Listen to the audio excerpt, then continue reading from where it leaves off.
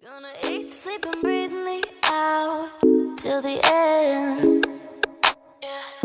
But then my baby went back.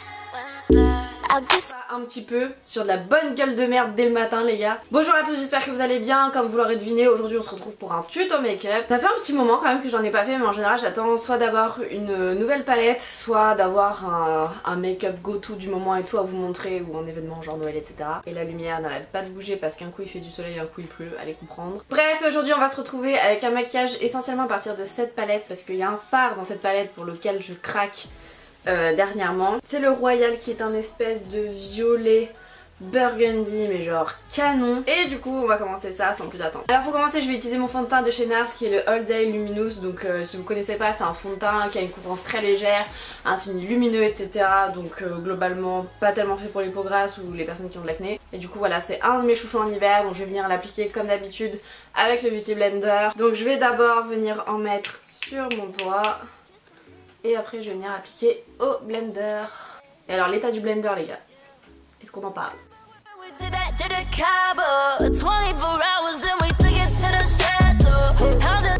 toujours plus blanche la caméra. Ensuite la deuxième chose que je vais venir faire, c'est que je vais appliquer du correcteur. C'est pas quelque chose que je fais toujours, mais je le fais en général quand même quand je fais des maquillages assez chargés, parce que c'est le genre de cas de figure où moins t'as de cernes mieux c'est. Et je vais appliquer ça avec mon pinceau de chez Bobbi Brown.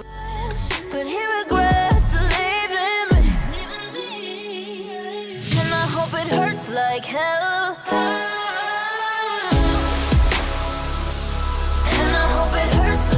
Ça c'est une nouveauté dans ma routine maquillage. Je vais venir appliquer l'anti-cerne de chez Kat Von D qui est le Lock It. Normalement l'anti-cerne je jure que par le Prolongwear de chez MAC, sauf que j'ai voulu en tester un autre et pour l'instant ma foi je suis plutôt satisfaite. Alors par contre je suis pas forcément hyper fanat de la texture, c'est comme le fond de teint de chez Kat Von D, c'est hyper épais. Faut le travailler hyper vite sinon ça sèche. Par contre au niveau de la couvrance on est quand même bien et je trouve qu'il tient très bien tout comme le fond de teint. Alors ça se présente avec un embout mousse. Par contre moi j'applique jamais les embouts mousse directement sur le visage, je trouve que c'est pas hygiénique. Donc je viens d'abord l'appliquer sur ma main et après je vais venir prélever au pinceau. C'est un peu le moment où tu dois aller plus vite que la montre parce que ça sèche très très vite. Actuellement là c'est l'étape où je viendrai poudrer, sauf que je ne vais pas venir poudrer vu qu'on va utiliser un fard qui risque de faire des chutes. Je viendrai poudrer après. Et du coup on va venir passer au make-up des yeux. Donc je vais commencer par me servir de la Moderne Renaissance de chez Anastasia parce qu'il y a des fards mat dedans marron. Mais il y en a également un qui est mat, qui est un peu dans des tons mauves comme ça, qui va très bien s'accorder avec le fard principal du maquillage. Donc je vais commencer par appliquer le fard Warm Taupe au creux de la paupière.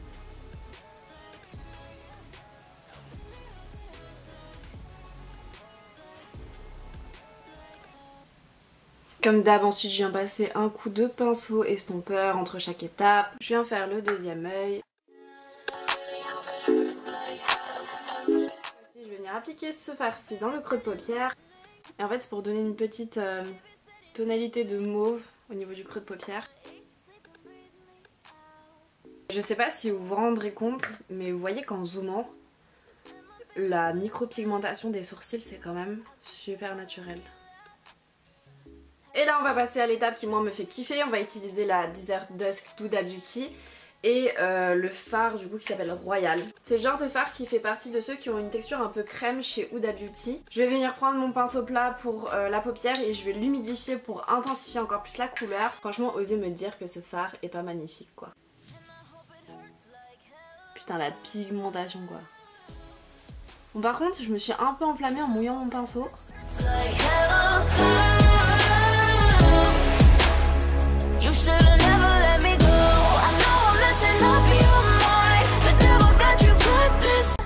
Repasser un coup de blender. Je vais venir poudrer mon teint avec la poudre de chez Kat Von D comme d'habitude. On va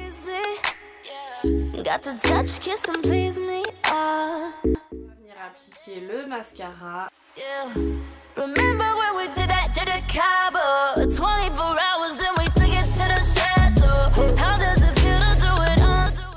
Je vais rien faire de particulier puisqu'il y a la micropigmentation. Par contre je vais quand même les fixer avec un gel à sourcils de chez Anastasia.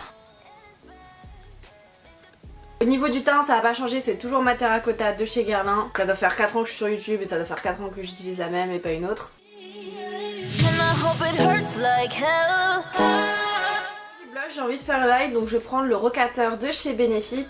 Hurts like hell. You should L'highlighter, je pense que je vais opter pour celui-ci de la palette Jaclyn Hill et Becca. and I hope it hurts like hell. Au niveau des lèvres, je vais utiliser un gloss de chez Chanel, donc je pense que la référence n'existe plus parce que je l'ai acheté depuis très longtemps, mais j'adore parce que je suis pas très gloss. Mais j'adore cette couleur, c'est un rose genre rose des bois mais assez discret et il est vraiment sublime, j'adore l'utiliser. No more ice in the course on a jet on flight. You so try, I can't trust you shy. No, you gon' miss it. Ce que ça donne pour ce make-up, j'espère que ça vous aura plu. Si vous voulez revoir plus souvent des tutos maquillage, n'hésitez pas à me laisser un like ou à me le dire en commentaire. Et je vous fais plein de bisous jusqu'à une prochaine vidéo. Ciao!